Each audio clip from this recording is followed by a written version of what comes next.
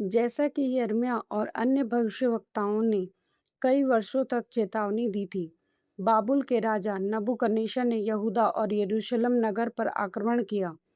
उसने यरूशलेम से 10,000 लोगों को बंदी बना लिया, जिनमें सभी राजकुमार, श्रेष्ठ सैनिक, कारीगर और लोहार शामिल थे। इस प्रकार केवल सबसे गरीब और कम कुशल लोग ही देश में रह गए। राजा नबूकदनेस्सर ने 21 वर्षीय सिदकिय्याह को यहूदा का कठपुतली शासक नियुक्त किया, जिसका कार्य प्रत्येक वर्ष बाबुलियों को बड़ी मात्रा में अनाज और कर एकत्र करके देना था। यिर्मयाह ने राजा को चेतावनी दी कि यदि यहूदा के लोग पश्चाताप नहीं करेंगे, तो यरूशलेम नगर और मंदिर नष्ट कर दिए जाएंगे। परंतु सिदकिय्याह ने परमेश्वर की बात नहीं मानी।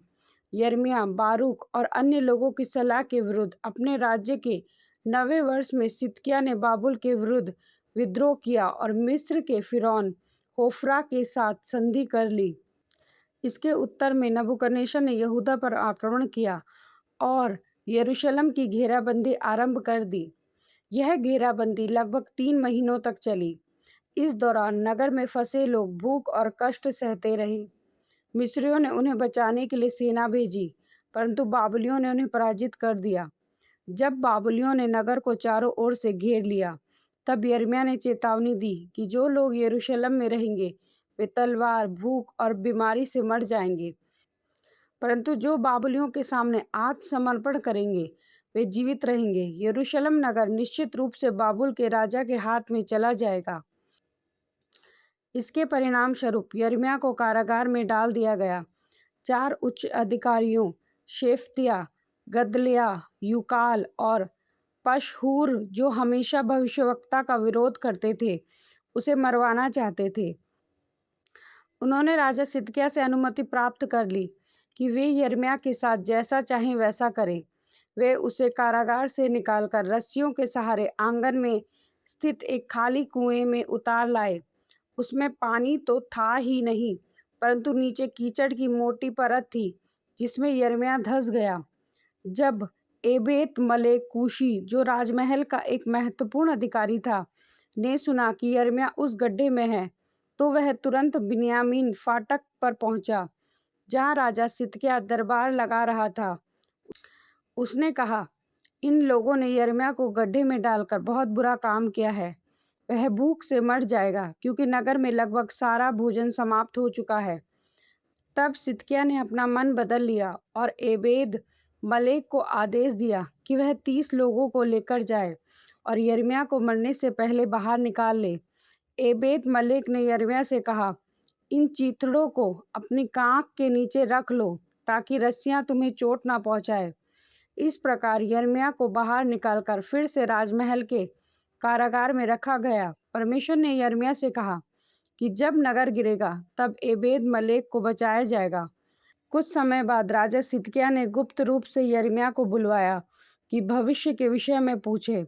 यिर्मयाह ने कहा, सर्वशक्तिमान परमेश्वर कहता है कि यदि तुम बाबुल के सामने आत्मसमर्पण कर दोगे, तो तुम और तुम्हारा परिवार जीवित रहेंगे और नगर को आग नहीं लगाई जाएगी। परंतु यदि तुम आत्मसमर्पण नहीं करोगे, तो यह नगर बाबुल की सेना द्वारा जला दिया जाएगा और तुम बच नहीं सकोगे। सिदकिय्याह ने यह सुना, परंतु फिर भी परमेश्वर की बात को अनदेखा कर दिया। यिर्मयाह यरूशलेम के गिरने तक कारागार में ही रहा। अंततः बाबुलियों ने नगर की दीवारों के कुछ भाग तोड़ दिए। उसी रात सिदकिय्याह और उसके सैनिक नगर से भाग निकले और अंधकार में शत्रुओं की पंक्तियों को पार कर गए। परंतु जब वे यरदन घाटी की ओर भाग रहे थे, तब उन्हें देख लिया गया। बाबुलियों ने यरीहो के पास सिदकिय्याह को पकड़ लिया और उसके सभी सैनिक उसे छोड़कर भाग गए। निर्दयी बाबुलियों ने सिदकिय्याह के सामने उसके पुत्रों को मार डाला। इसके बाद उन्होंने उसकी आंखें फोड़ दी और उसे बेड़ियों में जकड़कर बाबुल ले गए। बाबुलियों ने यरूशलेम में प्रवेश किया। उन्होंने प्रभु के मंदिर को जला दिया, जैसा कि यिर्मयाह ने चेतावनी दी थी। उन्होंने मंदिर को लूटा और सोने, चांदी और कांसे की सभी वस्तुएं ले गए।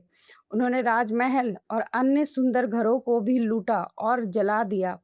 बाबुल के सेनापति ने दरबार के प्रमुख याजकों, अधिकारियों और सेना के प्रधानों को पकड़कर नबूकदनेस्सर के शिविर में ले गया जहां बाबुलियों ने उन्हें पीट-पीट कर मार डाला। यरूशलेम के जो लोग जीवित बचे थे, उन्हें बंदी बनाकर बाबुल ले जाया गया।